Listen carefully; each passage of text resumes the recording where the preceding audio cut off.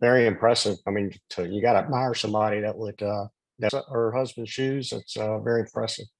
Um, I think the momentum is probably with Ellen. I hope so anyway. Strong legacy candidate, and she can make the case that she's going to finish Ronnie's, agenda. Yeah. And so I think she'll be probably difficult to beat.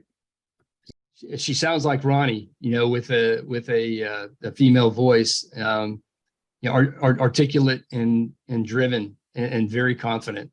I'm really happy to meet. Hello, everybody. Welcome back again. I'm Matt Daniel. I'm the chairman of the Spirit of VMI Political Action Committee, and we're back on January 4th. Today's January 4th, Wednesday, to have a discussion and interview with Ellen Campbell, who is running for the special election for Virginia's 24th House of Delegates district. And we'll go in and we'll talk with Ellen here in a little bit.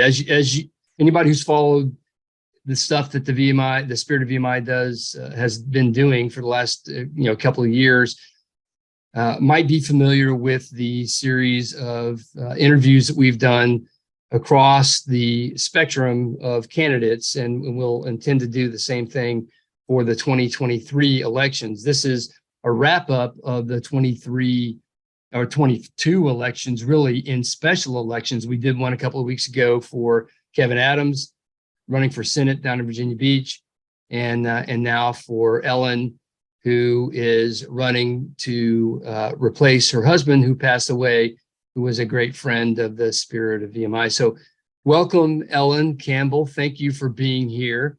I appreciate it. And those of us in the pack, we've got 5 guys in the pack who are all listening in and talking with you a little bit beforehand, but welcome. And thank you for joining us. Well, thank you. It's good to be here with you. I appreciate the invite. Well, it's necessary for us to support anything that Ronnie Campbell stood for and was in the process of doing. And this sounds like it's something that is certainly worthwhile for us to follow up on. Do you mind? Can you give us a real quick bio of where you came from, your family, and any of that stuff? And we'll get into some questions in a minute. Sure. So I grew up in Augusta County, and I moved to Rockbridge in 2008. I went to Fort Defiance High School. I was a graduate of Fort Defiance. I graduated from Avery University with a bachelor's degree in business administration. And I also am a graduate of the Virginia Banker School of Bank Management at UVA Darden. Ronnie and I raised 5 beautiful, talented young women. We have 4 son-in-laws and 7, I think, perfect grandchildren. I've enjoyed a 30-year career in banking. I've done everything in banking with helping families and businesses and individuals, from purchasing a car, a piece of equipment, buying a home, saving for college education, financing college education, business lines of credit, starting up businesses, really, you name it. When it came to helping people to achieve their financial goals and dreams, I've been able to do it. Each interaction has been incredibly unique and very special. I've learned a lot about what's important to people. I learned a lot about the things that they worry about. And it's been really a privilege to be able to work with them and help them to have that financial security to meet their goals and their dreams. That's awesome. 5 girls. 5 girls, and Ronnie had all of his hair still, right? And a beautiful head of hair. So yeah. And a great sense of humor. I always really enjoy my conversations with him. Very quick-witted and a great sense of humor. And he was a dedicated law enforcement professional officer for his first career, right? Before he got into politics. 25 years and with the Virginia State Police. And this was his second or his third tenure, I guess, term as a delegate. So he ran in a special election and finished out Ben Klein's term, that 1 year, and then this was his 3rd term. His 3rd term, okay. Mm-hmm. And so the way it works right now, from what I understand, is the special election goes on January 10th. January 10th. the session starts on the 11th, Yeah. if I get that right. Yep, you're right. And then that lasts for a period of time until the new elections, where the redistricting takes over at that point. Is that right? That's correct. Okay, and you're the 24th district, which is a variety of a smattering of Rockbridge County and where else? Bath County, Amherst Okay. County, and Southern Augusta County. Okay, and then that shifts later. So VMI is in your district Currently. and that's right. So currently in your district, and which is how we got to know Ronnie, was his support of the efforts and the ideological alignment with what the Political Action Committee, the Spirit of VMI, was standing for, and the things that we were doing, and very much appreciated him and his endeavors. But I'd like you to tell me, if you would, about the things that Ronnie wanted to finish some things up. And unfortunately, you didn't get to the end of this term. So can you tell me about some of those things? Yeah, well, so, Ronnie really had a few key things that were really important to him. Certainly, safety of our communities was of paramount importance to him. And, the way that you support that is by supporting law enforcement officers and enforcing our laws. Secondly, education. We've heard a lot about education recently, but it's always important. And Ronnie really wanted to make sure that we restored excellence in the education system here. He felt that one of the key ways that we could do that was to make sure that we attract and retain the highest quality, talented teachers out there. And you do that by making sure they're compensated well, and to make sure that the environment that they work in is conducive to teaching and learning, and it's a place that they want to go and work every day. And then finally, Ronnie was a champion of our constitutional rights and protections, and he fought tirelessly to make sure that our liberties weren't infringed, particularly for the right to life and also our Second Amendment. Those are things, not all the things, but I would say three of the most important things that we continue to work on this year, and to make sure that we get, do his legacy justice. Are there any things in particular, in any of these, let's say education, for example, that if you were to be, when you are elected on Tuesday the 10th, and you go in on Wednesday the 11th, I guess, that will drive your priorities? What are the things that you'll do as far as education goes that you'd like to see changed or maintained?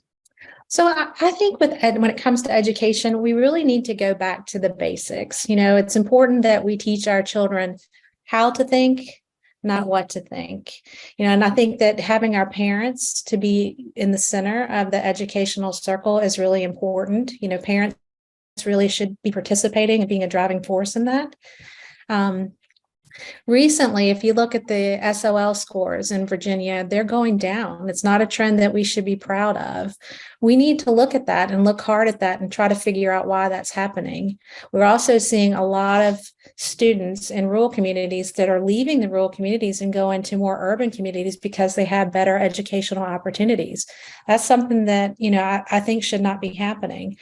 And, I think that there has been somewhat of an imbalance on the promoting our four-year college degrees in universities. I'm a big advocate of education and four-year education, but we have kind of overlooked technical and vocational programs in this area. And you can see that we have a really big mismatch and skills gap with the jobs that are out there and the capabilities of the students that we're putting out into the workforce. So I think we can do better. And I think those are places that we need to start. You're a Mike Rowe fan, it sounds like. Yeah.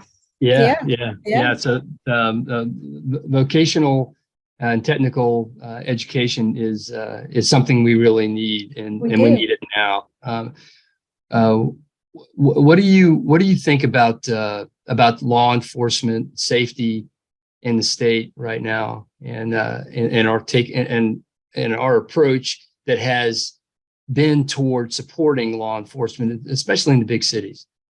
Well, so, in the big cities, I think that, we've got a lot of work to do. We are living in a time where it's anti-law enforcement and that, our law enforcement agencies are the bad guys and that our criminals, should be set free and have all the rights. Fortunately, here in the 24th district, we don't really experience that. I've been around the district with Ronnie. He had a great rapport with all of our sheriffs and our police departments and state police. And our communities here have a good relationship overall with our law enforcement officers. They understand and appreciate the value, then protection that they give to us. And so I think we just need to continue with that here. We need to do that by supporting them with, pay raises. We need to make sure that they have the supplies and the training and the funding that they need to get and to keep us safe. So the big picture, if you take us out of the equation, lots of work to do. But if you look at where we are right now, I would say we have a pretty healthy law enforcement and community relationship.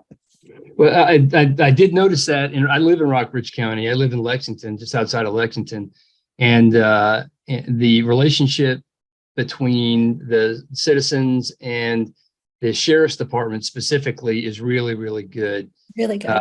And I know that Ronnie must have known some of these officers because they spoke really highly of him and his legacy. So that's great to hear. We feel safe in Rockbridge County, and I hope we can do that across the state continually. In talking earlier, we talked a little bit about taxation or inflation and the money in the pockets of the families today. What do you think about that, and how's that going in the state of Virginia? Well, I think, in our country right now, not just in the state of Virginia, but inflation is really a crippling situation. And we're all feeling the impact of it, but I don't think anyone is being hurt any more than our hardworking middle-class families. We all see it at the grocery store. We see it at the gas pump, goods and services, really everything that we do. But it's especially hard for these hardworking, families. They're struggling to put food on the table, keep gas in the car, and just to be able to maintain, the things that they have to be able to sustain a family. So I think there are things we can do about it. I think the first place that we start is by lowering taxes in Virginia. Lowering taxes will help us to improve the quality of life for our citizens here. It will give them more money back in their pockets, so it will help them and it'll alleviate some of the stress. I think that's something that we can do immediately, that we can focus on, and that's something I plan to be a champion for. Awesome, thank you. Thank you for that.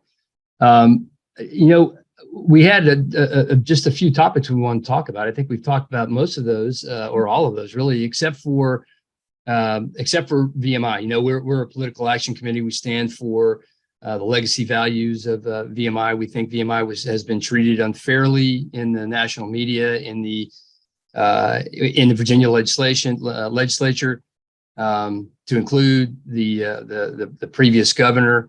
And so we stand for a history and a current situation where VMI is not racist, and it's not a bigoted organization. You must have, living in the county or around the county, you must have visited VMI before, been to a parade or something like that. Yeah. And I don't know what your impression is, but I'd love to hear. Previous to 2021, 2020, would you have ever said that VMI was a racist place and you wouldn't want your kids to go anywhere near it? No, and I would not say that now. I've heard all of the media storm allegations, and frankly, they're unfounded.